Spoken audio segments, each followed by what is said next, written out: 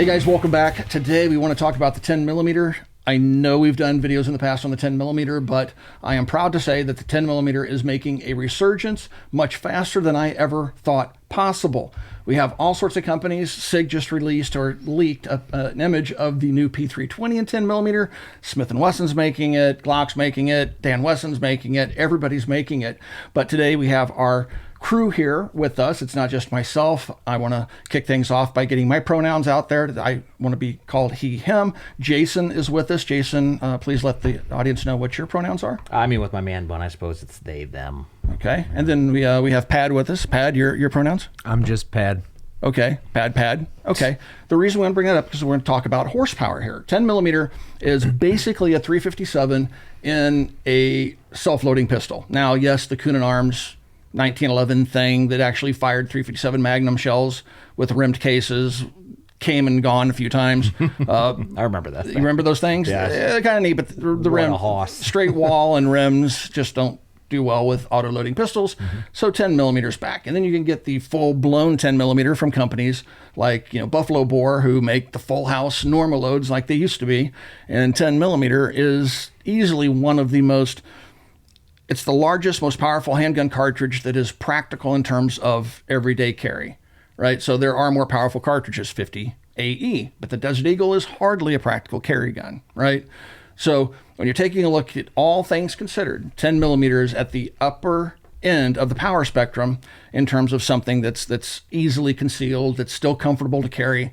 So you can get it in 1911s, you can get it in Glocks, M&Ps, XD has a 10 millimeter, the new P320, right? I mean, everybody's doing it now. And the really good news is that 10 millimeter is making 40 Smith & Wesson obsolete again. So I feel vindicated. I've been saying for 20, 25 years that 40 Smith & Wesson's garbage. And, it is. Okay, so... Yeah. So 40 and 10 mil fighting are like the two kids that get banished to the kids table at Thanksgiving, but nobody wants them at the kids table either. They're just fighting for the last seat. Right. I mean, it's in all honesty, it's great, I guess. I'm a proponent of the more guns, the merrier, right? You want to make it, put it out there, excellent. I'll take it, right? I'm never one to complain, just another AR. I could care less. Put another AR on the market. Great, excellent, love it. 10 mil. I'm kind of the guy where 9 mil is the jack of all trades. It will do significantly more than the 10 mil. It is more controllable. It is lighter recoil. It is just better in all categories. Obviously not exactly the energy department, if you will, but I happen to like 9 mil the best. I think it's that covers everything. 40 Smith & Wesson is the big dumb, right? And then 10 mil is like... I snorted.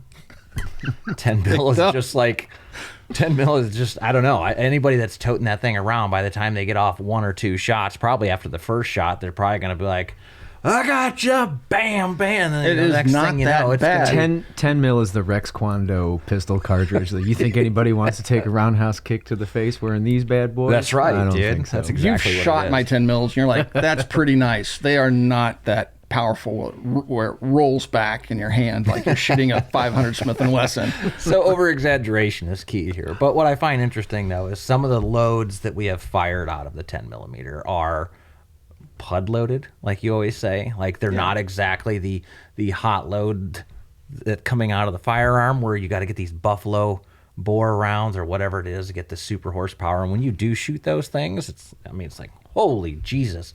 You can tell there's some serious power behind that.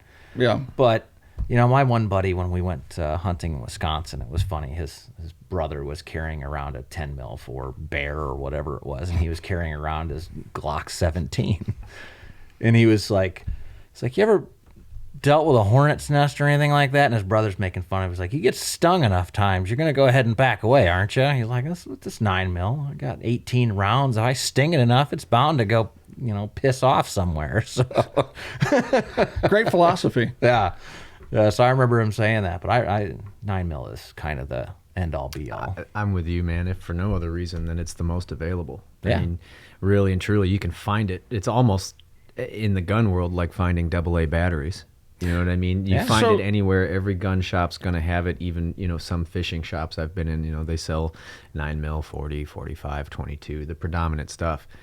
You try and find 10 mil, on a trip somewhere, or you're out and about and you're not on your home base where you're getting your normal source of ammunition. You might be trying to find a proprietary round in the woods. You know what I'm saying? 9 mil is... So you guys are trying to make this discussion something about practical. I carry 9 millimeter most of the time. What I'm saying is 10 millimeter is an awesome cartridge.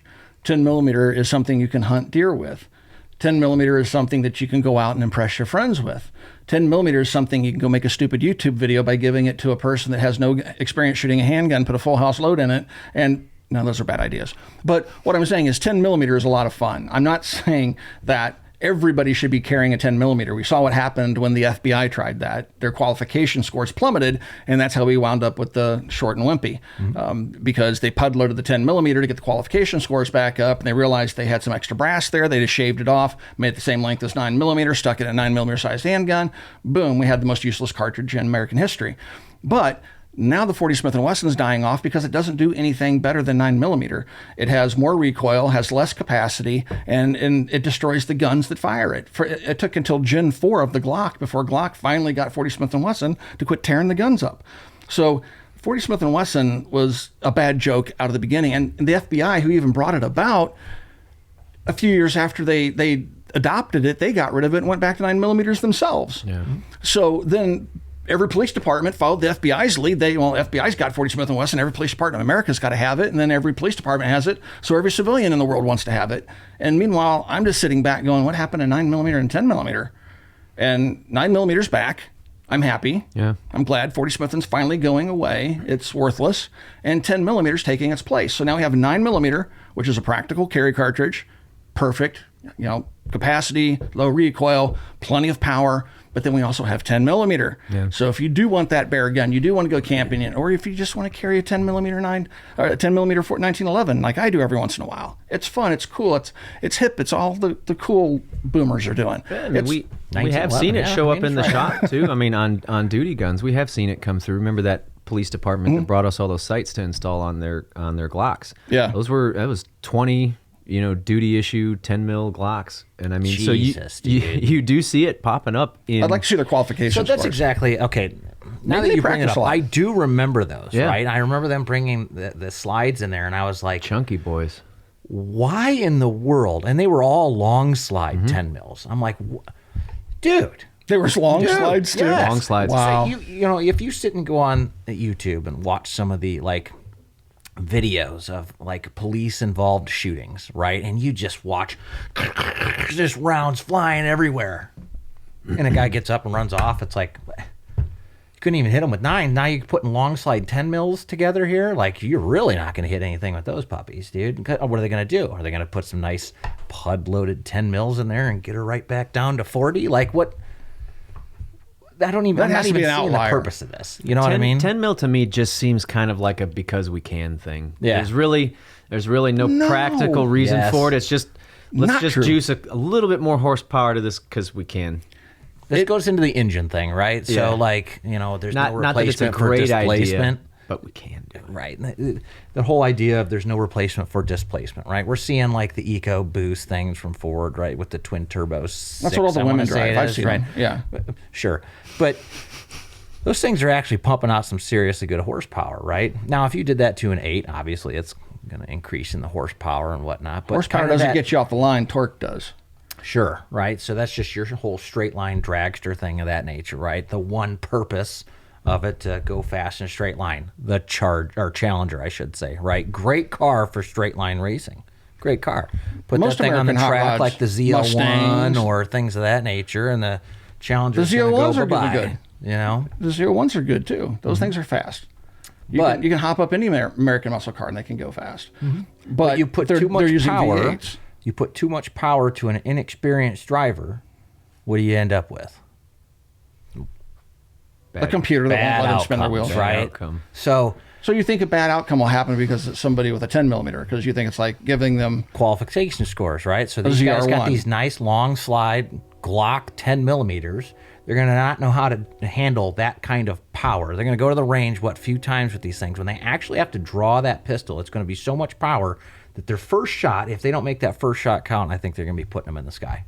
Yeah. So here we go again with the 10 millimeter being a carry gun. It's not. So but they did. To go back.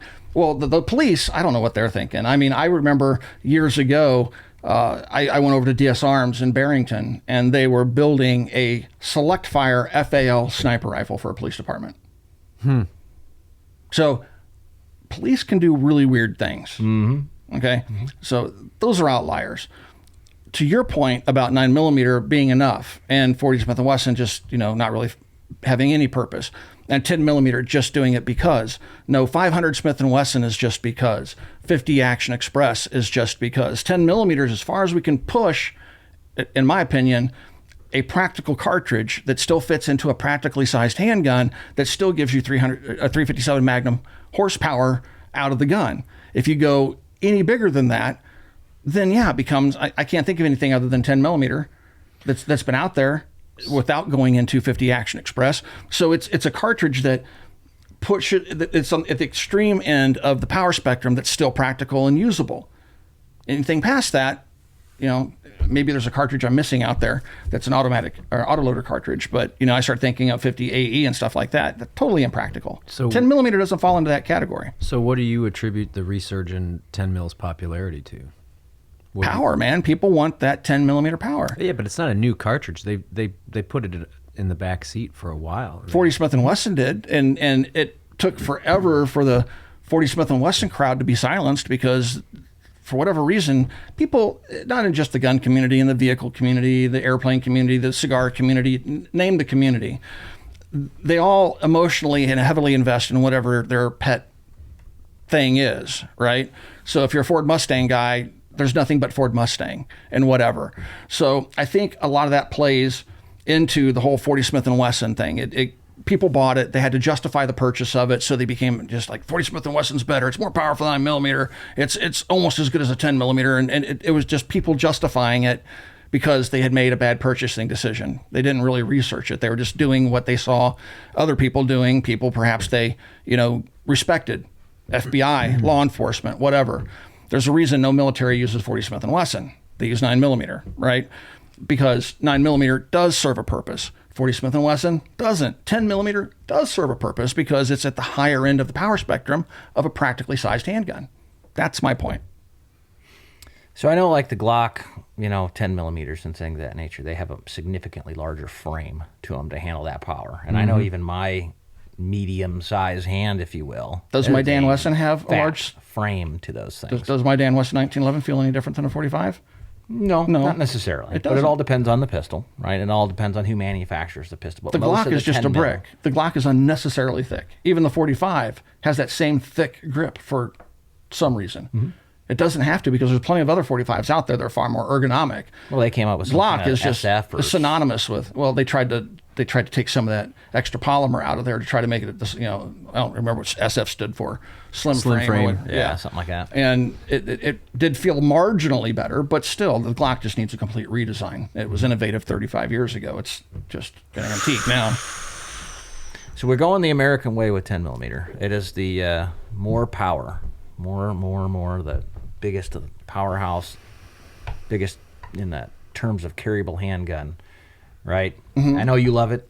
We've made plenty of videos shooting 10 mil and all that stuff. Me, I'll shoot it, sure, just like any other firearm. I'm happy to have it. I'm not saying get rid of it. Oh my God, it's trash. Don't have it. I just find it interesting that these companies are having such a massive resurgence of 10 mil. There's so many 10 mil handguns. I've never had this many choices. Even when 10 millimeter was a thing back in the day, there haven't been this many choices. Never this many choices. That's because people want it. Americans like bigger. Bigger's better. So it goes back to the engine analogy, right? If you give somebody the choice over an EcoBoost V6 or, the ZR1 motor, people are going to want that ZR1 motor. Why? It's just bigger, more powerful, faster than the EcoBoost, right? Practicality has nothing to do with it. It just has to be bigger. Oh, yeah, that's what I'm saying. The American way, right? It is. I don't know. I've flogged an EcoBoost pretty good out in Vegas. I've put those through the paces. Oh, we have They too, do dude. just fine. They do just fine. We've had a few, and I'm not gonna say we've seen what it can do, right? And what it can't do. Yeah, and what it can't do. It is kind of funny that thing. Off topic. It's such a gas guzzling machine, dude. That little EcoBoost thing. Every time we go, we'll get a Suburban or the Ford EcoBoost, and we're always at the gas pump filling up that EcoBoost compared to the the 5.3 Suburban. Yeah, it cuts from the 8 to 4 cylinder thing, which. But anyway. I just don't see enough increase in what 10 mil can supposedly do over 9 mil to get me to recalibrate and change my carry. I have a 9mm on right now, right? 10mm is one of those things that, like, if I'm going to go out into the woods, I'll grab a 10mm. I'm fine with 9mm, but the 10mm is pretty comforting knowing that I have it. I like that 10mm. If I want to go deer hunt, my Bruin Dan Wesson with a 6-inch barrel, that's got more than enough power to take a deer down at handgun distances, as long as I'm using one of the boutique loads that loads 10mm to its proper power levels. The stuff that you get at the gun store, even a lot of the defensive ammunition we've tested has been basically 40 Smith & Wesson power, right? The ball ammo and stuff like that. You have to go and find actual 10mm ammo before you truly experience the greatness that is 10mm, because most of it's downloaded for safety reasons, I would imagine. You have to go and buy specialty ammo to actually feel the true power of 10 mil. Like, it's not like I go buy a box of whatever it may be. Now, the only Winchester stuff White that box was or whatever, yeah. Winchester White. The only stuff that was fairly hot was, I think, the SIG branded stuff. It's off pretty the warm. Shelf. It was, a pretty warm Full Metal jacket. But even then, you have to go and spend, and it's considerably more expensive than 9, generally speaking, to get a box of 50, practice rounds or whatnot. The other thing that I don't see is we've got a lot of handgun choices for 10 mil. A huge resurgence to that. In terms of pistol caliber, firearms, like pistol caliber carbines. You had the High Point come out with a 10 mil, which was hilarious. And that was a while ago. Like, I think that's hiding funny. behind him. I was like, all right, go ahead and touch that puppy off. Like ZMAC and 10mm. It just seems very, and then the APC 10 came out. That was a pretty cool, addition there. The MP5 10, very rare. Reason why is it beats itself to death. That's why you don't really see 10 mil MP5s. They will literally self-destruct themselves because of the power.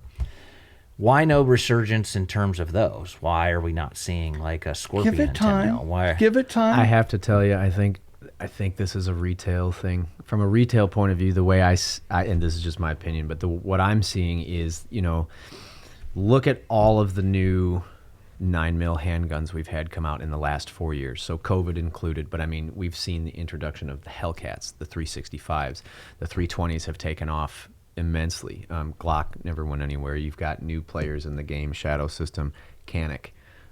All of these new firearms, predominantly 9mm. And I think, once the market satiates with all of these different guns, it's hard to innovate and keep people interested in new stuff that you've got coming out. So I think that the 10 mil card is kind of like one that they keep at the back of the deck. And when sales start to taper off and get a little stale, you know what people need? They need a 10 mil version of this. Next, it'll be a SIG P365 and 10mm, because nobody will know that they need that until SIG comes along and says you need this in 10 mil. We do need a P365 and 10mm, but we need the 365 to just 10mm has never been that trump card. It's just literally been forgotten about for 20 years. Well, I mean, look at the nobody made guns for it except boutique shops.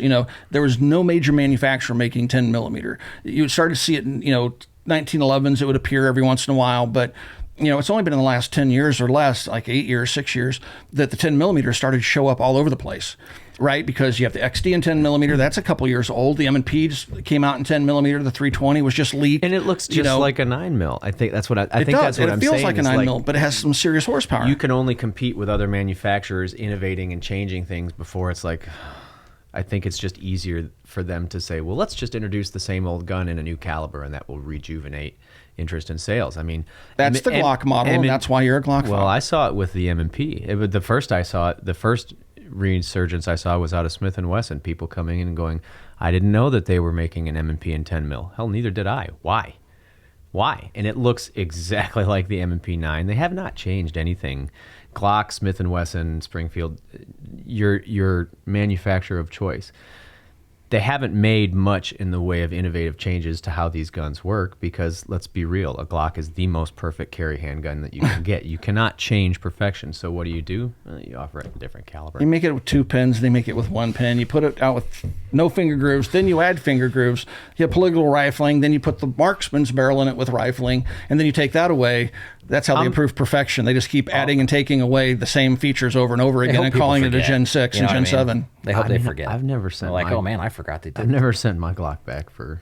There's a great meme out there. It's like a new Glock owner when a new Glock comes out and it shows this guy wearing a shirt and he's holding up a folded shirt in a package that's identical to the one he has on right now. Glock literally it's a one-trick pony. They have done nothing except make the same handgun. You know a new SIG owner because all you hear is swearing and cussing and you see SIG parts flying in the background because it's probably broken. Yeah. I do have to laugh. There was a parody video, and I forgot who did it. They were doing Tim, and it had got this new SIG handgun, and they fired it, and they turned around. It's all in pieces. Was it Texas Planking? I think so. It was Texas Planking. It's just hilarious. I'm like, that is so true because I swear this man I watch it go down all the time, and people don't ever believe this. So, like, he just breaks it on purpose. I'm like, I swear to God on everything holy.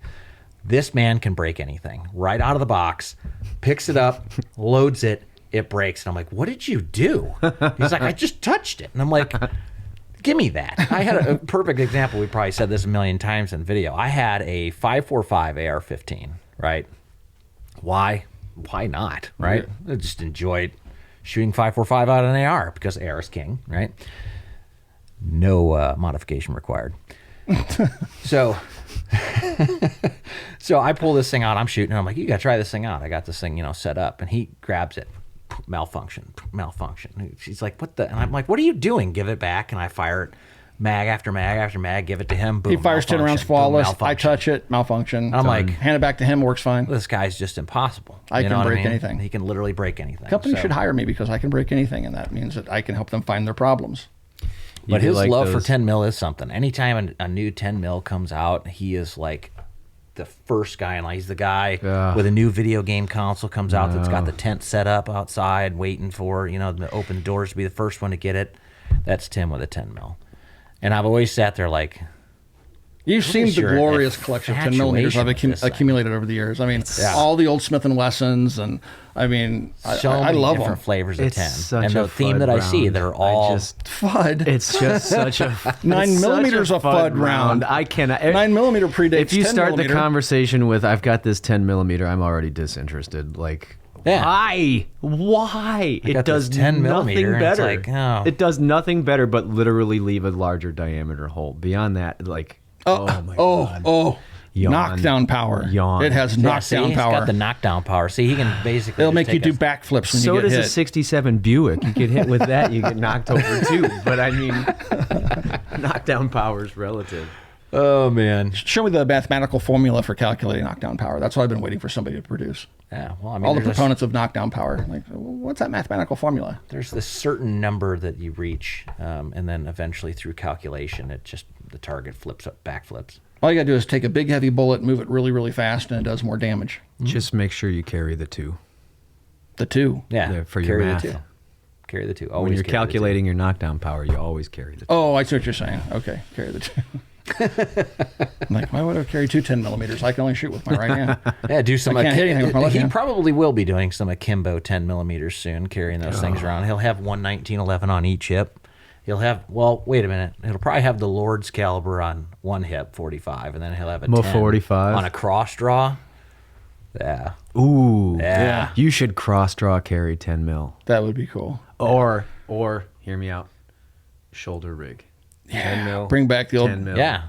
the Sonny Crockett shoulder. But you're going to have rig, to man. shave everything and leave just one excellent mustache. There was a company a couple of years ago at SHOT Show that was going to bring back the Bren 10. Remember that?